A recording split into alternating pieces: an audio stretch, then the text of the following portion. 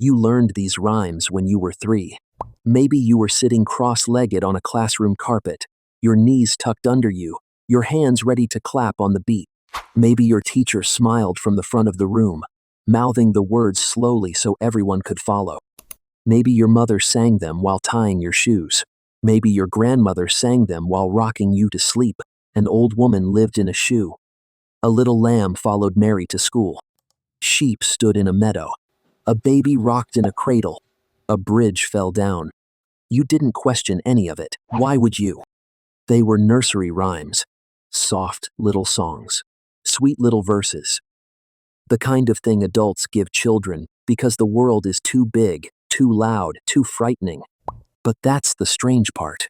Because when you go back and listen to the words, really listen, something feels wrong. A baby falls from a tree.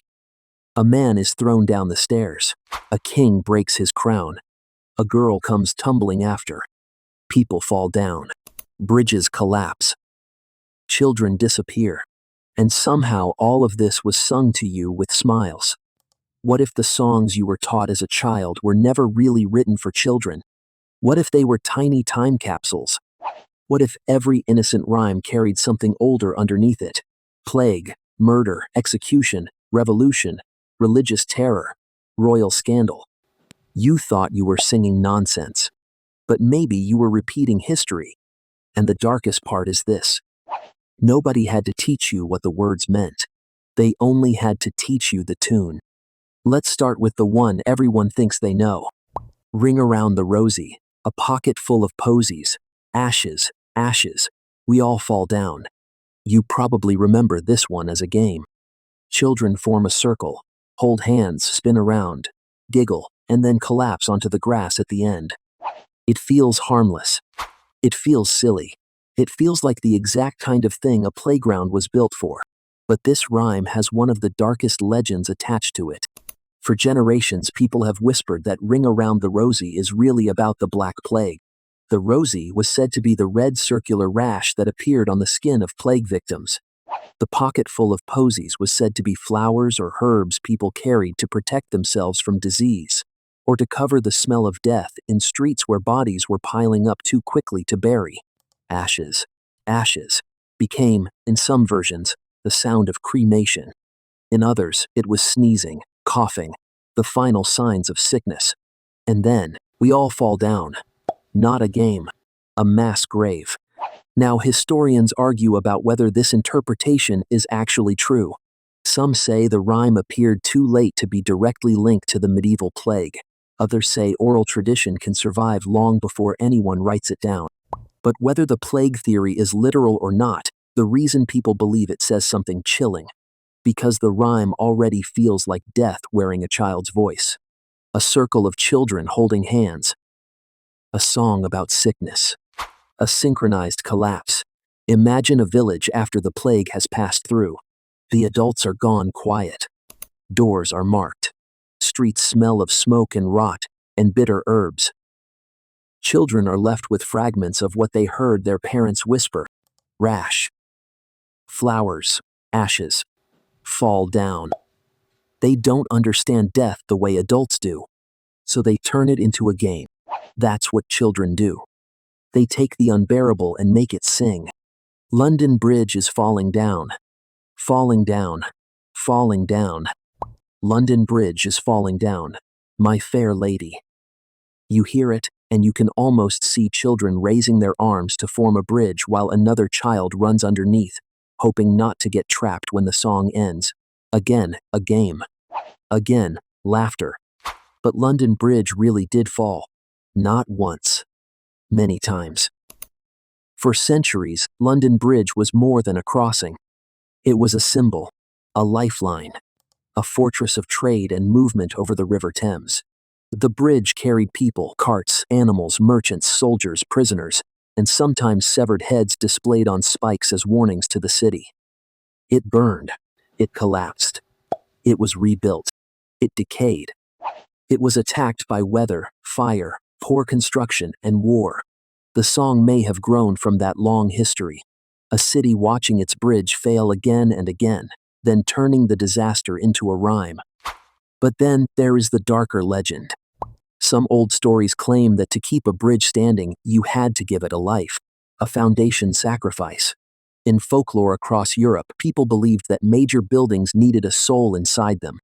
If you wanted a wall, a castle, or a bridge to last, something living had to be sealed within the stone. Sometimes an animal. Sometimes, if the stories are to be believed, a child. That legend clings to London Bridge like river fog. The idea is horrifying. A child buried in the foundations so the bridge would not fall. A life exchanged for stone. A tiny body hidden under the footsteps of a city. Was it true of London Bridge? There's no solid proof. But folklore doesn't need proof to survive. It needs fear. And the rhyme carries that fear perfectly. The bridge keeps falling. The builders keep trying. Wood and clay won't do. Silver and gold won't do. Stone won't do. Something is missing. Something has to be paid. And then the children playing the game choose one of their own to trap beneath their raised arms. They laugh when the bridge comes down. But somewhere deep in the song, it feels like the bridge is still asking for a child. Georgie, Porgie, Pudding, and Pie kissed the girls and made them cry. When the boys came out to play, Georgie Porgie ran away. At first, it sounds like a rhyme about a naughty little boy. A child who steals kisses, gets in trouble, and runs away when confronted. But the name Georgie may point to someone much more dangerous. George Villiers, the first Duke of Buckingham. He was not just some nobleman. He was one of the most powerful men in England during the reigns of King James I and King Charles I. Handsome, ambitious, charming, and hated by many, Buckingham rose fast and stood dangerously close to the throne. Too close, some people thought. He collected enemies the way other men collected titles. There were rumors about his influence over kings, rumors about affairs, rumors about arrogance, corruption, and manipulation. In a country already tense with politics, war, money, and religion, Buckingham became a symbol of everything people resented.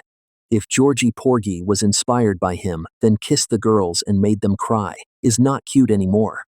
It becomes a line about power, about a man who could take what he wanted, about charm used like a weapon. And then comes the ending. When the boys came out to play, Georgie Porgie ran away. Except the real George didn't run far enough. On the 23rd of August, 1628, George Villiers was in Portsmouth, preparing for another military expedition. A disgruntled army officer named John Felton approached him in a crowded house. Then Felton stabbed him. The blade went through Buckingham's chest, striking near the heart. For a moment, people did not even realize what had happened. Then the Duke collapsed. One of the most powerful men in England was dead in a doorway. And when the news reached London, the reaction was not grief. The city celebrated. People cheered in the streets. They drank to the assassin. They treated Felton not like a murderer, but like a man who had done the country a favor. So when you hear Georgie Porgie, don't picture a boy in a nursery. Picture a hated court favorite bleeding in Portsmouth while a capital city smiles at the news. That is the thing about nursery rhymes.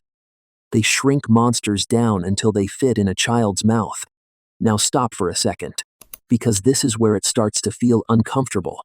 You sang these songs, maybe at birthday parties, maybe in school assemblies, maybe in the back seat of a car while rain crawled down the window. Your parents sang them. Their parents sang them. Generations passed them down without always knowing why. And hidden inside these tiny verses were stories of plague, collapsing cities, assassination, execution, sacrifice, and political terror. The nursery rhyme was never just for children. At least, not always. Before newspapers were everywhere, before radio, before television, before your phone could show you a war on the other side of the planet in real time, news had to travel differently. It traveled in gossip. It traveled in taverns. It traveled in street ballads. It traveled in coded jokes and songs you could sing without getting arrested. If a king was cruel, you might not say it directly.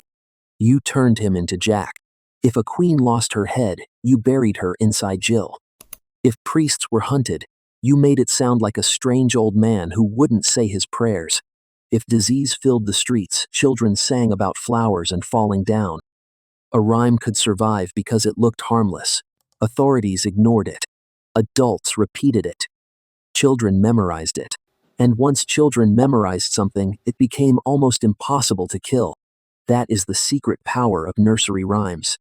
They are small enough to survive wars, simple enough to cross centuries, catchy enough to outlive the people who wrote them. A king dies. A government falls. A city burns. But the rhyme keeps going. On a playground, in a nursery, under your breath. Goosey, goosey, gander, whither shall I wander? Upstairs and downstairs and in my lady's chamber. There I met an old man who wouldn't say his prayers. So I took him by the left leg and threw him down the stairs. That ending is brutal. A man refuses to pray, so he gets thrown down the stairs. As a child, you probably didn't pause on that. It was just another weird nursery rhyme. Old man. Stairs. Funny rhythm. But one interpretation connects this rhyme to one of the most terrifying periods in English religious history, the Reformation and the persecution that followed. After England broke from the Catholic Church, religion became dangerous. What you believed could get you fined, imprisoned, tortured, or executed. Depending on who was on the throne, Catholics and Protestants took turns being afraid. During periods of anti-Catholic persecution, Catholic priests had to hide. And they hid in priest holes. Secret compartments built into walls, floors, chimneys, attics, and staircases. Entire houses were designed with hidden spaces where a priest could vanish if government searchers arrived at the door. Imagine that. A knock in the night. Boots outside. Men with authority entering your home. They search upstairs, downstairs, in the lady's chamber. They tap the walls. They pull up boards. They check behind panels. Somewhere in the house, an old man is folded into darkness, barely breathing, knowing that one cough could mean death. If they found him, they dragged him out. And for a Catholic priest in the wrong period of English history, capture could mean execution, hanging, drawing, and quartering. A public death designed not just to kill, but to terrify anyone watching. Suddenly, the rhyme changes. Upstairs and downstairs sounds like a search. In my lady's chamber sounds like intrusion. The old man who wouldn't say his prayers may not be refusing prayer at all. He may be refusing the official prayer, the state-approved prayer, the one that proved loyalty. And then he is taken by the leg and thrown down the stairs. You are not hearing nonsense. You are hearing a raid, a hidden room, a hunted man. A country where the wrong prayer could kill you. Rock-a-bye baby, on the treetop. When the wind blows, the cradle will rock.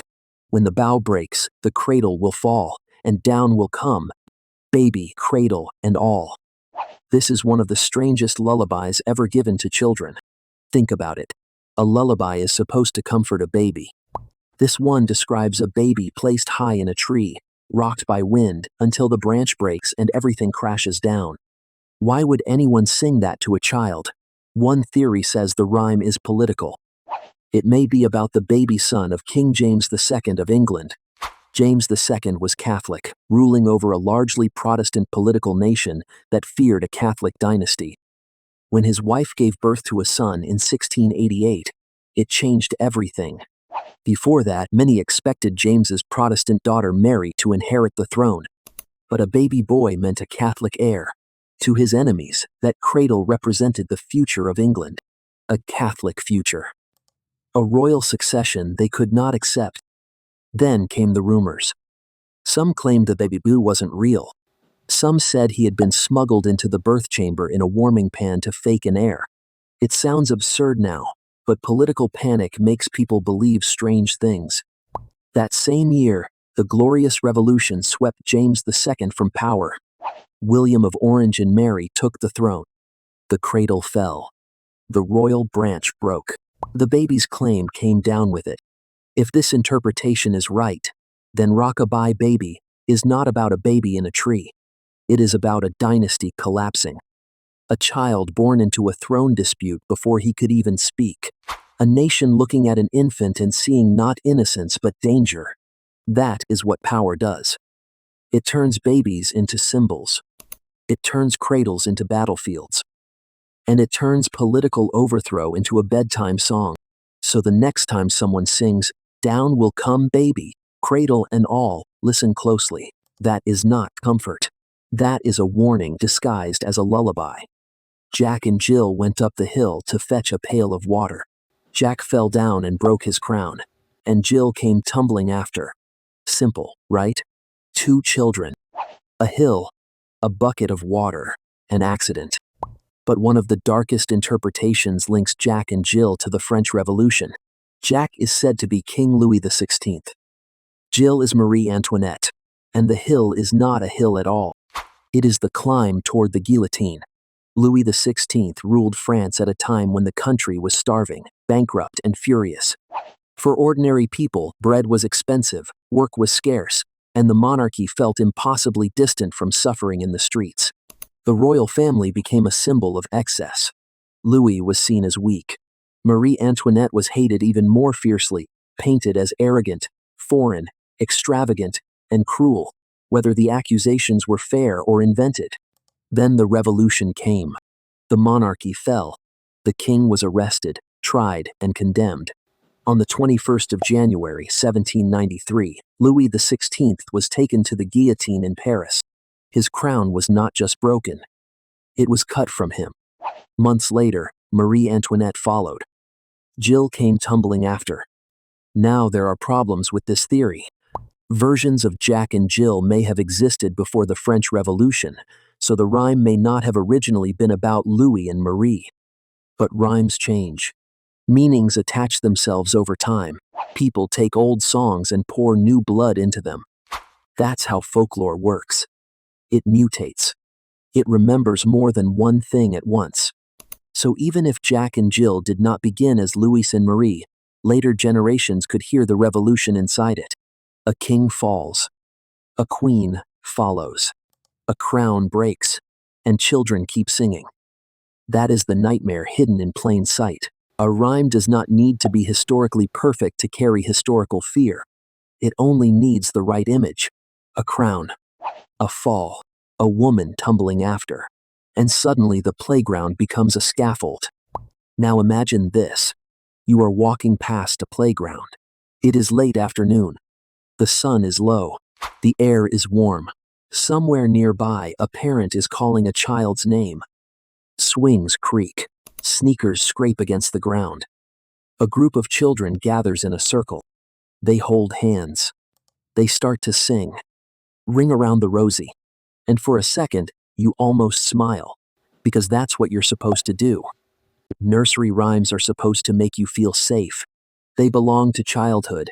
And childhood is the place we like to imagine as clean, bright, untouched by the violence of the adult world. But now you know better. You hear the red rash. You smell the posies. You see London Bridge sagging over dark water, stone by stone, while old stories whisper about what was buried underneath. You see George Villiers falling in a doorway with a knife in his chest while London celebrates. You hear boots climbing stairs in a house where a priest is hidden behind a wall, holding his breath in the dark. You see a royal cradle rocking in the wind while a dynasty breaks beneath it. You see a king walk toward the guillotine. You see a queen follow. And still, the children sing. That is the part that should haunt you. Not that these songs are dark. They survived by becoming innocent. History books can burn. Kingdoms can collapse. Churches can be stripped. Bodies can be buried. Names can be erased from stone. But a rhyme slips through. It hides in melody. It lets children carry it across centuries without understanding what they are carrying. One child teaches another. One generation rocks the next to sleep. Nobody remembers the first mouth that sang it. Nobody remembers the first death that inspired it. But the words remain. So next time you hear a child singing on the playground, stop and listen. Really listen. Because you may not be hearing nonsense. You may be hearing plague, assassination, persecution, execution, revolution. You may be hearing the voices of people who had no newspaper, no microphone, no safe way to speak the truth out loud. So they buried it in a song and handed it to children.